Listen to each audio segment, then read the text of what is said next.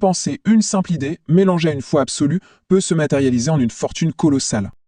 Alors, un exemple de cette foi en action, mais à une échelle gigantesque, l'histoire de la création de US Steel par Charles M. Schwab. C'est un cas d'école. Schwab avait une vision, créer un trust de l'acier, un géant industriel. Il a eu l'occasion de présenter son idée lors d'un dîner avec les plus grands financiers de l'époque, y compris le redoutable JP Morgan.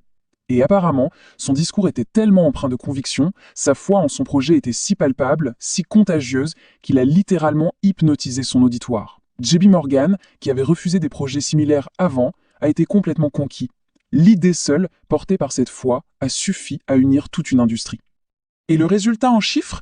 L'organisation de ces entreprises, sous cette seule idée, a créé une valeur estimée à l'époque à 600 millions de dollars. C'est la démonstration la plus claire possible. Une pensée, une simple idée, mélangée à une foi absolue, peut se matérialiser en une fortune colossale. On commence à le comprendre donc.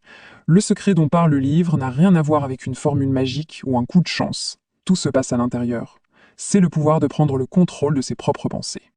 Il y a ce vers célèbre du poète William Ernest Henley « Je suis le maître de mon destin, le capitaine de mon âme ». C'est une très belle phrase, mais il va plus loin. Il nous explique le mécanisme qui se cache derrière. Pourquoi est-ce que c'est vrai? La raison est simple, parce qu'il est possible de contrôler ses pensées. Et selon il, notre cerveau agit comme un aimant. Il se magnétise avec les pensées qui nous dominent le plus.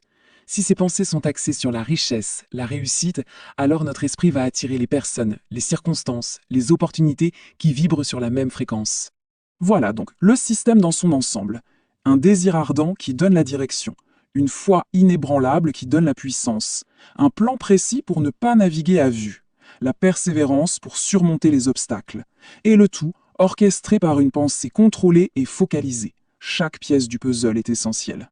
Et tout ça nous ramène à une question finale, une question très personnelle que ce livre nous renvoie en pleine figure. Au fond, quelle est la pensée qui domine notre esprit au quotidien? Sur quoi se concentre-t-on le plus? Parce que si on suit la logique de Napoléon jusqu'au bout, c'est peut-être là que se trouve la clé de tout le reste. Comprendre les principes, c'est une chose. Les appliquer, c'est ce qui change réellement une trajectoire. Le livre dont nous venons de parler, Réfléchissez et devenez riche, ne se lit pas comme un simple livre, il se travaille. Pour ceux qui veulent aller plus loin, j'ai décidé d'offrir l'accès au livre à ceux qui passent à l'action. Abonne-toi et active la cloche et écris rush en commentaire. Ce n'est pas une promesse de richesse facile, c'est une invitation à penser différemment. Le reste dépendra de ce que tu feras après cette vidéo. Le visionnaire.